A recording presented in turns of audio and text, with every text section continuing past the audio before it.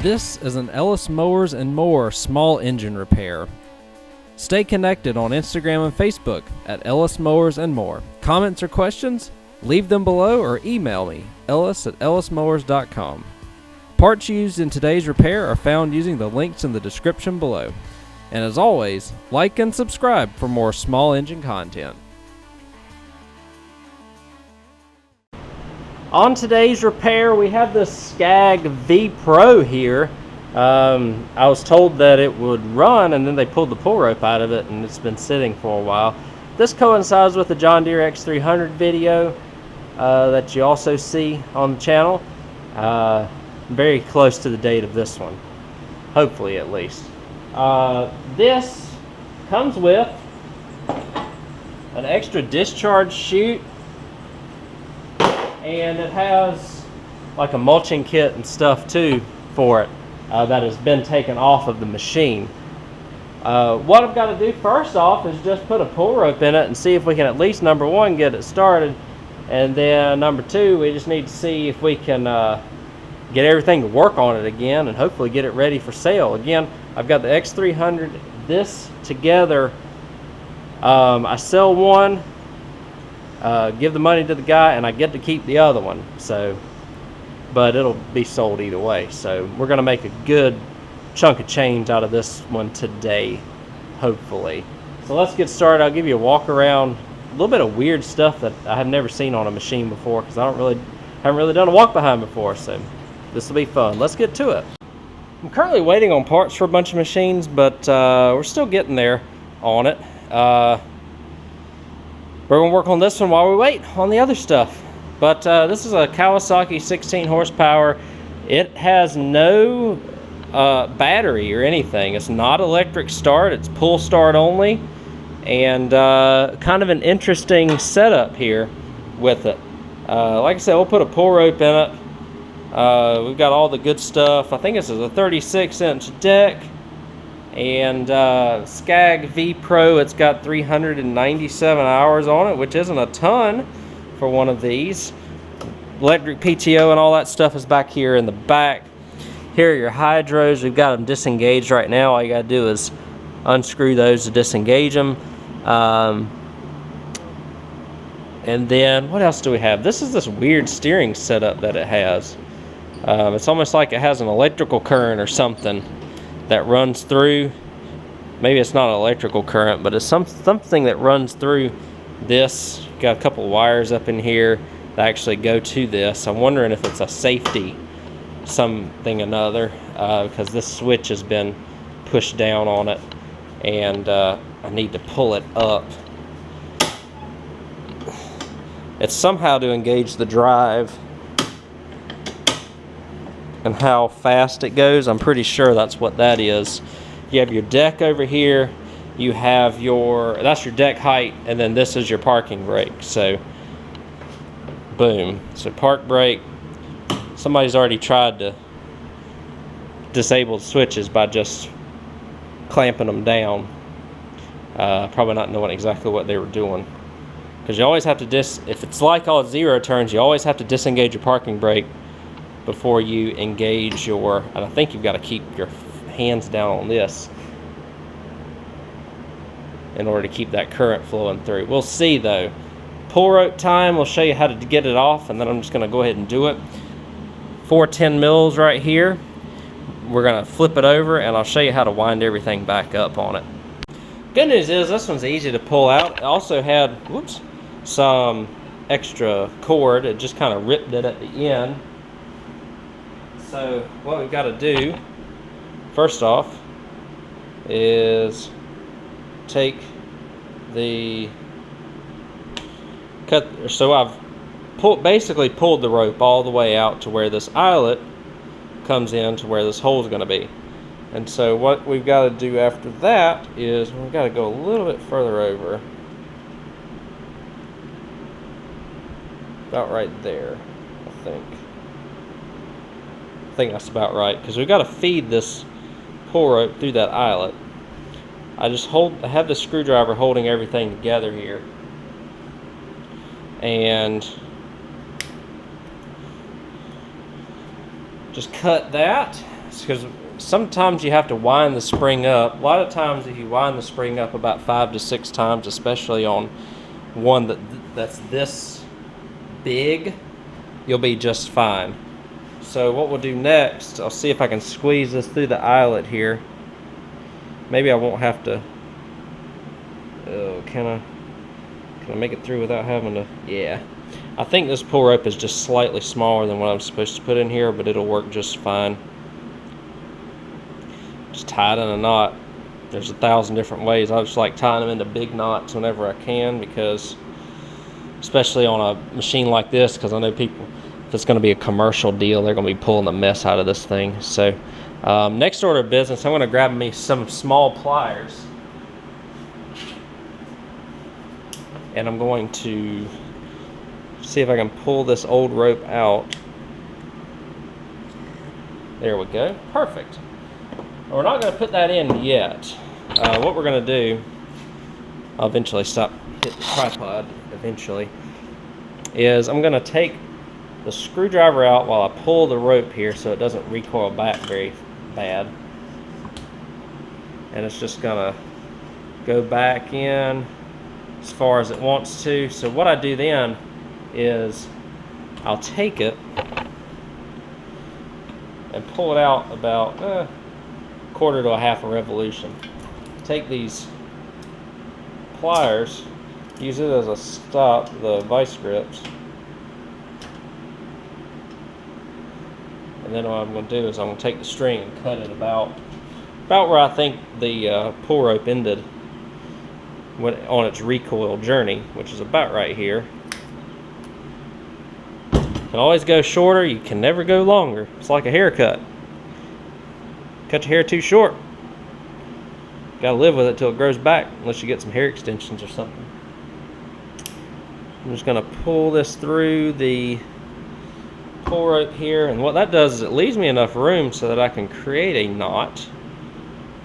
And also what it does is it allows the pull rope to come back to a reasonable area to where it's not dangling, nor is the recoil still wound too tightly. So right there, exactly. So we've got, I may have done it just a tinge too loose, but it'll work just fine. So again, you pull it, you see that, it came right back. So, whoops, pulling just like that. So now we'll put it back on the machine. Like I said, really easy to do. Be a wonder if this is all I've got to do to it also. This would be awesome, but I doubt it. We got to check spark situation, fuel situation, and all that stuff. Again, we got to pull this because there is no electric start. But it should, I mean, it should just start right up if it's going to be good. We need to check for spark first. Just because of the safety switches and stuff, I'm not completely sure exactly what's going on here. Had a lot of first here in the past couple of weeks here since I've gone full time, but the best thing is that's how you learn. You just do the same stuff over and over again. It gets boring and monotonous, and you never expand your skill set.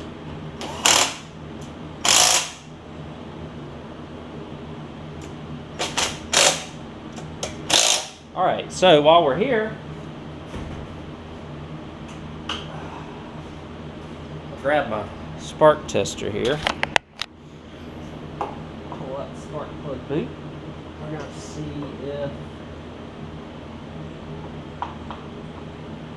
it has spark. All I got to do is pull it. We do, which is good. Feels like it got a lot of resistance there for some reason. Probably because the park brake is off. Also probably hasn't spun in a while either.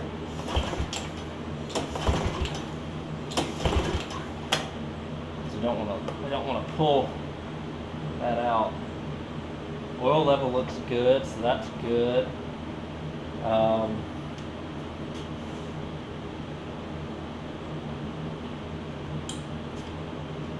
Make sure all this is moving like it's supposed to.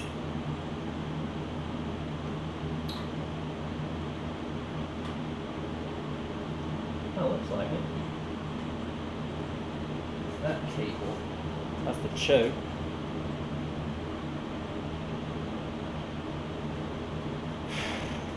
Shoot, let's just pull it and see if it starts while we're here. It's really,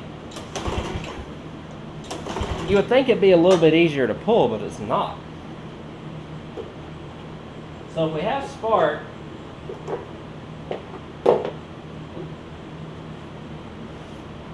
means it should if we put fuel in it right here.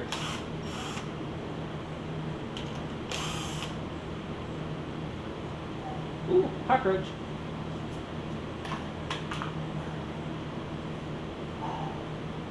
I can smell the stale gas too, man.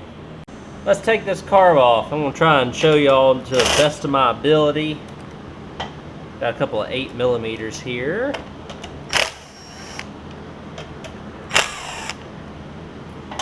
And that kind of, does that get that off? It does not. What does though is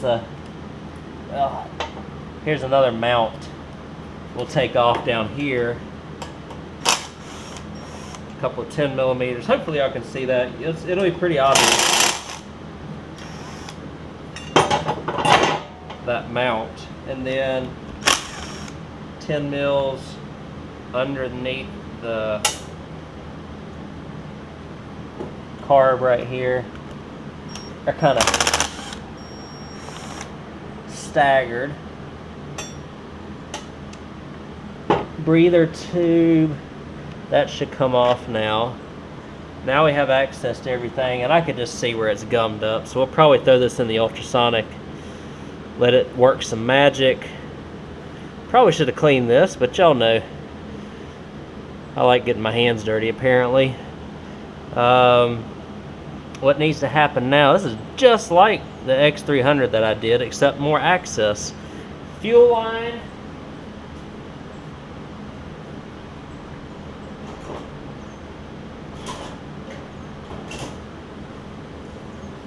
Get some pliers here. Hopefully I got ones that I can use. Oh man. There we go. Get the clip off.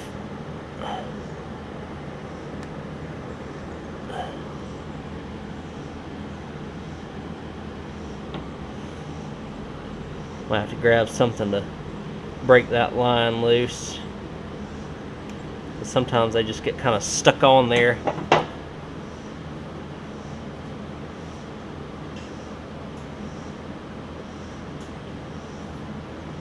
Big set of pliers usually will do it.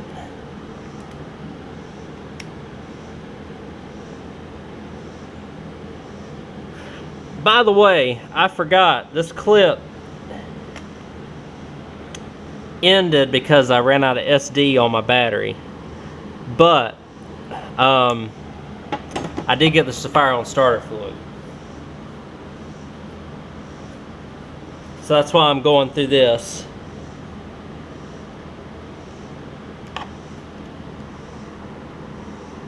We need to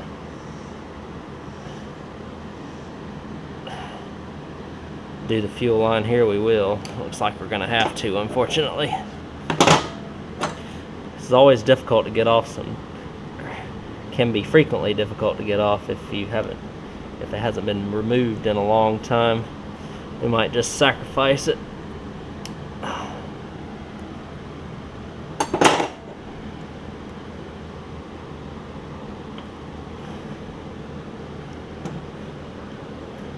Show you the good and the bad and the difficult. Definitely the difficult, or the, I'm not gonna call it the difficult, but whenever you're battling fuel lines and junk like this. There we are. Yeah, we'll replace that.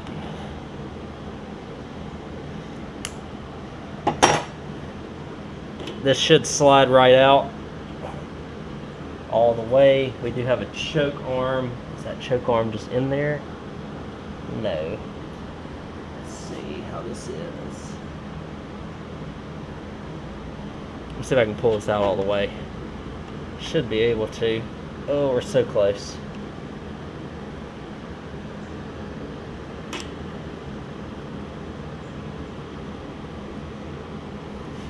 So the hardest part about this is pulling this choke off. Pull it down. I didn't have to choke all the way down either. It doesn't help matters.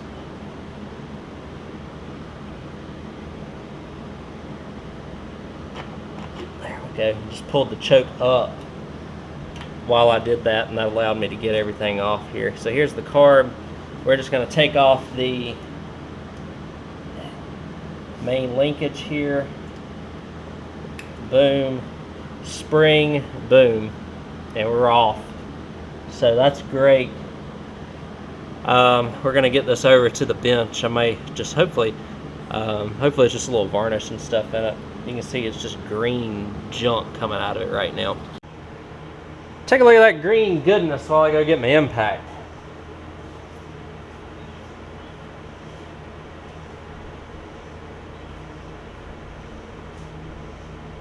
Some nasty stuff, ain't it?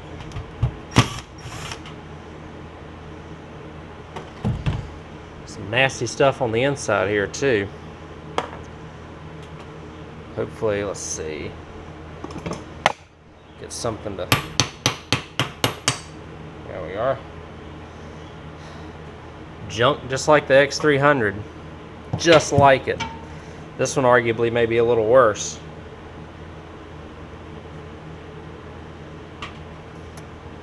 Now the X300 I was able to just throw a little bit of carb spray in.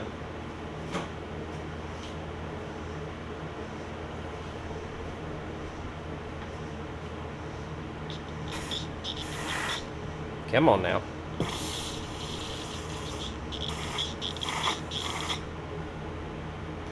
And wipe it out. Now, let me see if I can just spray through here.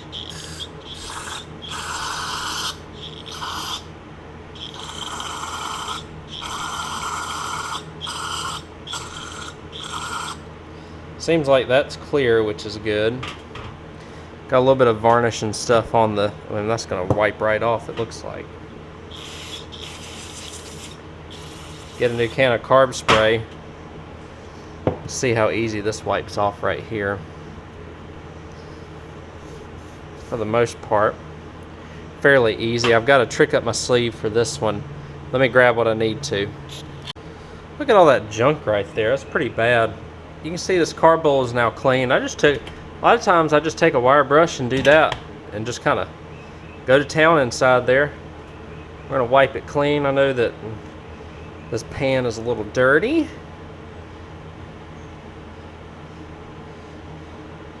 We have got the inside of the carburetor relatively clean.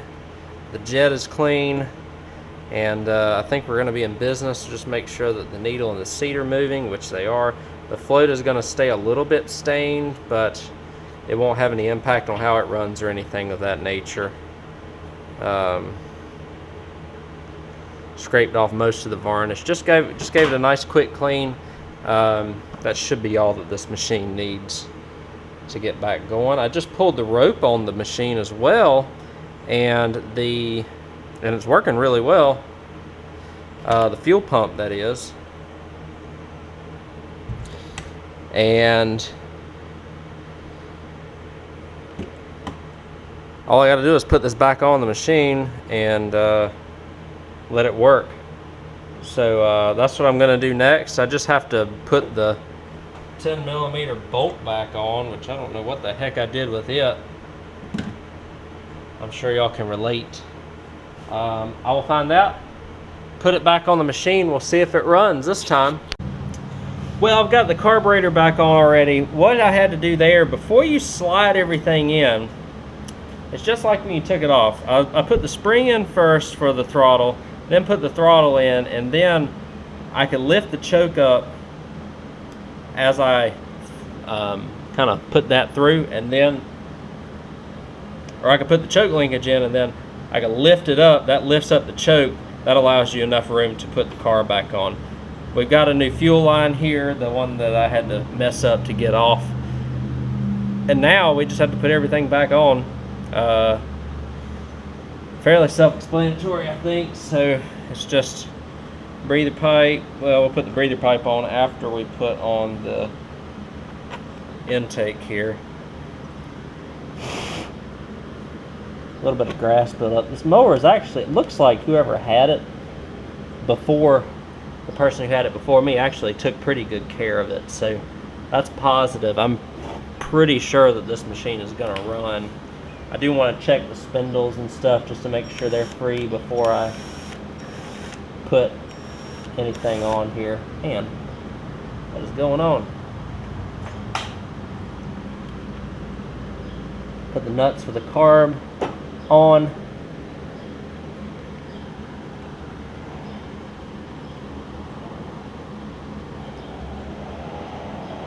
And then we'll slide that back on. Then we'll put the, I guess we'll put the bracket back on, because that would be ideal to run it with the bracket on. I'm hoping I don't have to take anything back off again. So as soon as I do this, I'm sure I will. It's the way it always happens, right? So just gonna get all these threaded in.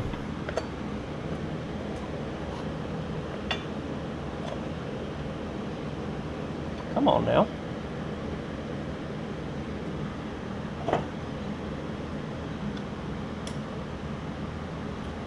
So we're threading those in. We're gonna lock those down, and I purged whatever little gas that was still in there, and I see fresh, clean fuel coming out, so that's a good thing.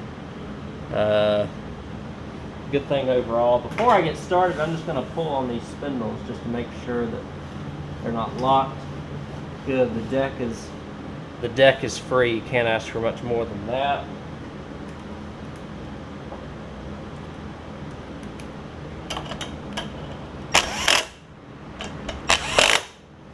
So let's see.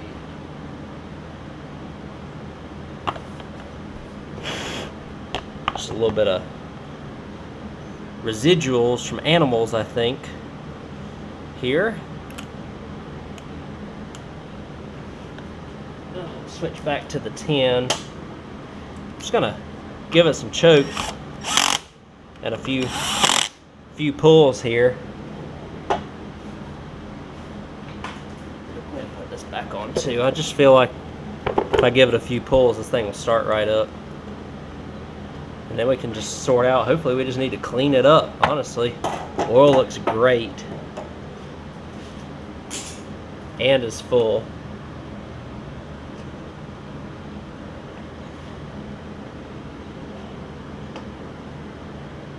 Alright, so I'm going to reposition y'all. We're going to see if everything works on this. Got y'all out here. Hopefully we're not going to make a mess of this, because I honestly don't know how these work yet very well. I'm going to pull it a few times. It's suspected that it'll start.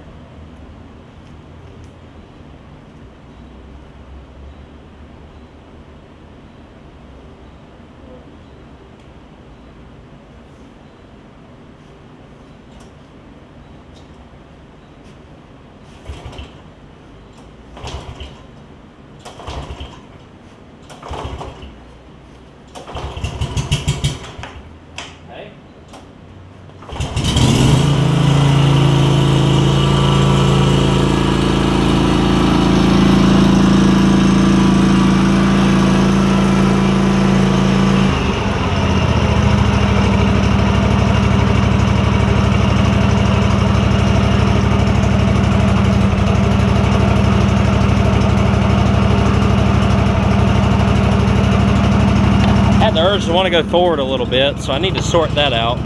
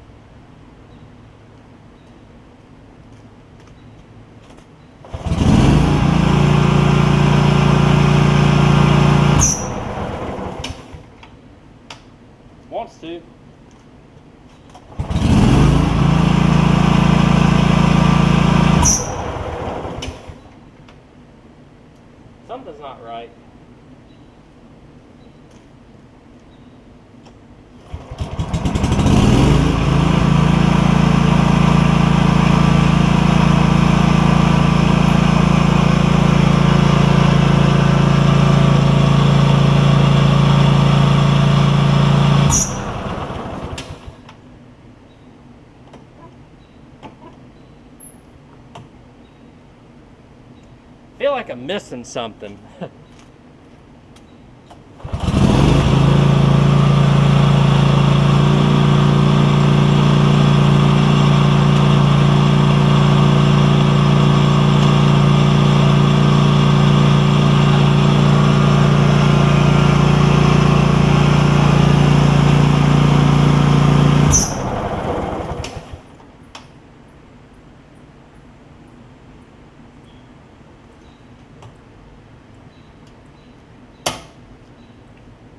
I think it just hasn't been running a while.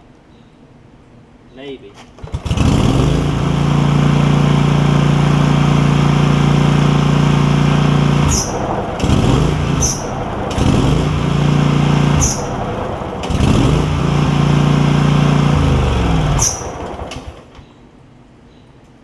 Not fully sure.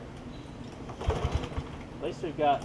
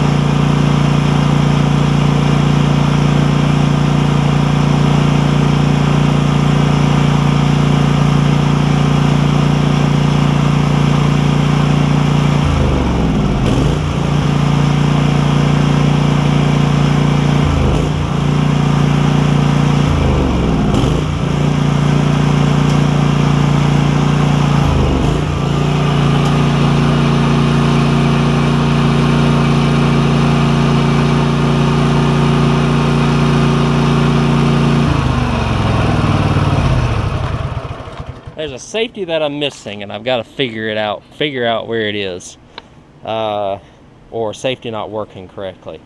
Now, like I said, it could be this. Is there a safety under here? I'm not sure.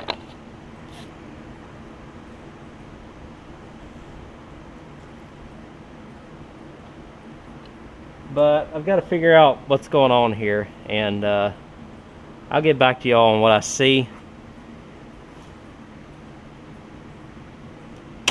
Oh, I think I know what it is. I think I've got to take the tape off of this too. Let's try that while we're here.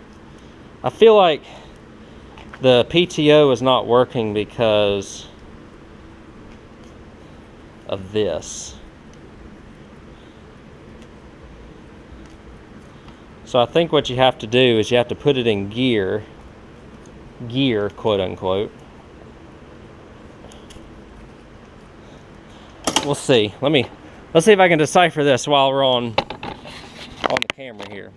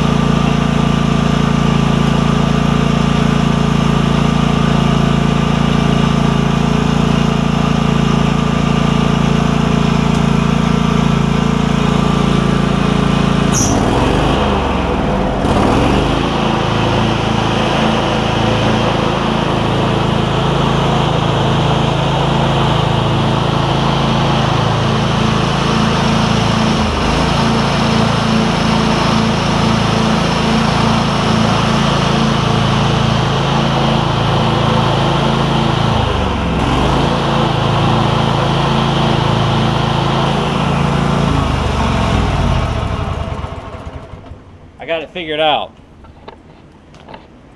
There's an electrical current tied to these handlebars right here, and when you hold them down, you got to have a hold of at least, I think at least one of them. You might have to have a hold of both. Well, you can't have a hold of both of them to engage the mower deck. As soon as y'all saw me let off, that's when it didn't want to start. So we've got to go all the way back here. I don't sell these things without safeties, because that's just asking for trouble.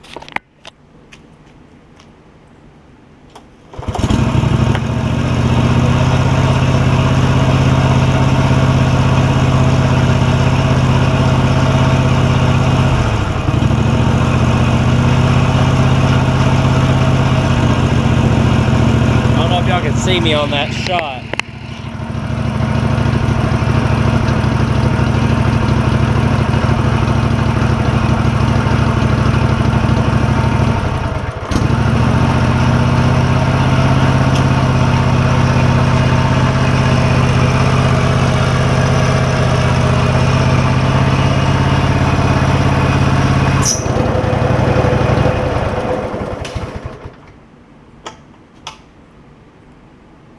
Okay.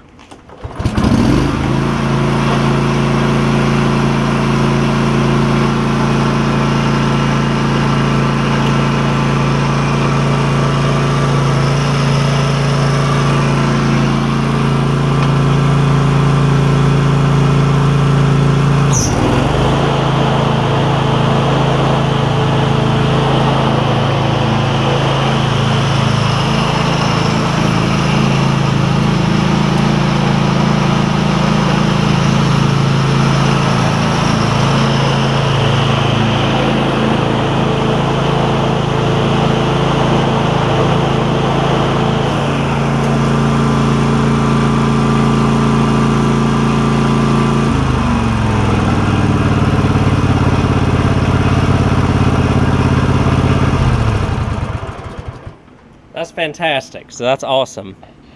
That's all we need to do, guys. Carb clean, and yeah, that was it. So we're gonna wash this, make everything look pretty again, give it a little blow some leaves and stuff off of it, wash the deck, make sure that the blades are nice and sharp. I'll show you all under the deck, since I've never really had one of these either. We'll see if we can grease up some of the spindles, and then this thing's gonna be ready to rock and roll for sales, which is awesome. Probably will sell it with the extra cover over there, just to, if somebody is interested in wanting to change it out. This one works just fine. A lot of people are going to do this anyway, so honestly not that big of a deal to me. Let's wash it, make it look pretty. So I have a little bit of a dilemma here. What is going on with this is, and I have a feeling that I don't know if I'm going to be able to fix it correctly, but we're going to see what we can do just to get it running reliably. Somebody, I think, has been in here with these safeties, with these wires. Or is this a Scag? I can't imagine it's a Scag repair, because they got the wires split here, and it looks like they're together for that moment, and then they're split right there. So what I'm gonna do, just to make sure, that I just have a feeling that these handles are shorting out or getting worn out or something along those lines. So in order to, it's not the proper repair, but whoever's going to be buying this is going to be using it commercially. They need it to be reliable. I want to just cross these two wires just to make sure that it will run reliably without this as part of the equation, because as soon as you let your hand off, it turns the mower off. So that would be ideal to keep this. However, last thing I want is for somebody to be messing around with this and the safeties keep working. So I'm really at a dilemma. But the first thing I am going to do is take this handle out of the equation, cross these two wires going down to the little module down there. That way it completes the circuit. and we'll see what that yields. If that yields something good, then we might just leave it like that, or we might try and clean these wires up a little bit to see if we can get the handle itself working. We might actually try that first. So let's do it. Alright guys, so this is for educational purposes, because you may be in a situation where this thing conks out on you because of a safety switch and you need to get it back up somewhere. Unfortunately, this is just kind of an issue, I think, with these hand grips, to where they don't make good contact and you're kind of screwed. So yeah, that's unfortunately the way that this is, from what it seems. But your park brake safety is going to work, and your shifter safety is going to work. What you do is you come down here and you unplug the purple wire from the module. That will allow your PTO to work again. So like I said, this is not the most ideal situation. It will not start with the park brake off, or it shouldn't. Let's see. Maybe I'm eating my words. Well, it does, because I have the hand grips disabled. But you can't put it in gear without taking the park brake off. I'm just kind of stuck in a pickle here, because the proper fix is to take it to the dealer. But then landscapers are going to sit here and be like, look, I can't be dealing with safety switches, you know? So it's kind of like, I'm in a dilemma. What do I do? I'm leaning towards, just because you see these are pretty beat up, fully disclosing that the safety situation, or fully disclosing the safety situation on this. I don't think I'm going to have any issue. I know it's a bit of a risk. It is not the solution that I want to do. But just because of the highly specialized grips that these have, and the fact that they're notorious for having issues, it's kind of like the best situation in this. Let me know what y'all would do. I know a lot of y'all would never ever do that, but again, it's not going to be a secret to the buyer. I am going to fully disclose it, and they're going to have to agree that they're okay with it. Simple as that. I am going to run this a little bit. I do want to cut my front yard with it, so I'm going to hang out, do that for a little bit. Honestly, that's everything. That's probably why this mower was parked, honestly, was because of this. And you Scag guys, if y'all are Scag guys and have run across this, please let me know. Another solution to this, I know there's like, you can get like handlebar grips, like you grip it, as opposed to for it to be like a sensor activation on these. So I'd just love to hear y'all's input on this. But I have learned that unplugging that purple wire from the module will get your PTO back if these are having issues going out. So again, not the solution that I want to have, but this may have to be the solution for this machine, unfortunately. I'm going to go enjoy cutting some grass, though, on a more positive note, and we'll finish this video up here in just a minute, as long as there are no other issues. Y'all wanted to see some lawn mowing in action videos, so let's do it.